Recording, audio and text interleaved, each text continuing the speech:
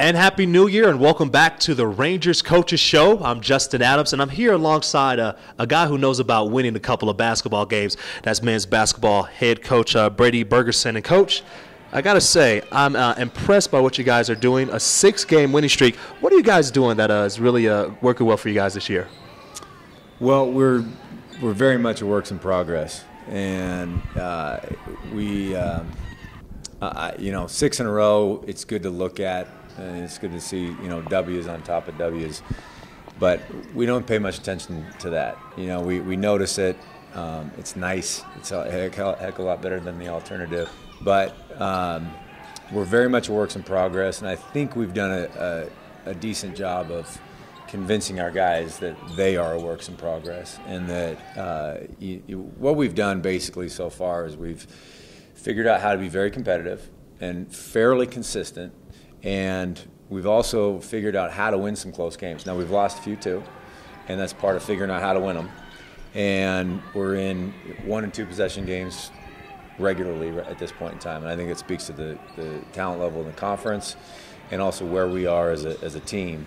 But it's an imperative step along the process of creating a team, a championship organization, that you get to these stages where you're in 1-possession games, you're in close games, and eventually you learn how to close out and win. And we're right in the middle of that stage right now, as I see it, big picture.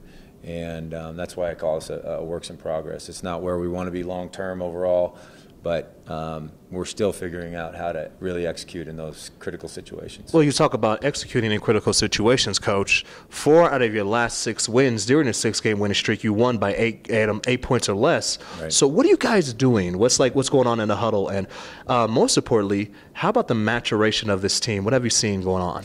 We said coming in we had another year of being relatively young. Last year we were extremely young. This year we're relatively young, and there's just no substitute for experience. What we've done is we've done a pretty decent job of practicing those situations as much as possible, and we situational play and putting them into competitive drills and situations in practice where they've got to be disciplined and detailed in order to get the job done, and then lessons learned after each drill. That, combined with the fact that we've got some really pretty hard-nosed competitive kids that really are determined to be good and compete and win, is moving us in the right direction. I do have to say, though, going back to the games you had this past weekend, you went on the road to beat Western State 101-90, and then a very close game against Colorado Mesa, 74-72 decision. And the game-winning shot was actually made by Elijah Sanders, who's not a guy you expect to get a shot to win it. But talk to me about this kid, because he's one of those guys, him and Troy Anderson, I see are those like the 2 hustle players, 2 just energy guys. What was so good about these guys? I was so proud of Elijah in that moment. It was a great moment for him and for us, obviously. But he's accepted a really critical role for us, which is essentially he's a backup post player. And he's accepted the role of being sort of the energy, vocal, electric guy off the bench. Troy, similar role. Elijah does it at the 5 typically. And so he's usually, as he's in terms of minutes played and role, he's oftentimes finds himself behind a guy like Dexter Cienko, who gets a lot of touches, and we play through a lot. That's no secret. Well, another 2 players, too, that I see that are pretty much, we don't want to say stars, but are pretty much the guys that could be your headliners, per se. Dexter Cienko, as well as Jared Broadbeck, who's coming back from that foot injury. Good to see those 2 guys in your lineup, huh? Absolutely. And so Jared fractured his foot preseason. Back in the middle of September. And I think it took him 3 weeks maybe or so to really kind of start to get his rhythm back from where he was last year. He's still a little banged up. He's a guy that has everybody's best defenders draped all over him every game. He started to get used to that last year as he was our leading scorer as a true freshman last year. And so he's becoming more and more accustomed to that all the time. And that comes with a physical toll. that you've got big physical athletes all over you, determined not to let you touch the ball, get the ball off, and he's getting better at dealing with that all the time. Dexter, we play through him a ton, and he's expanded his game out a little bit. He's capable of making threes and gotten a little bit less predictable with what he does with the ball.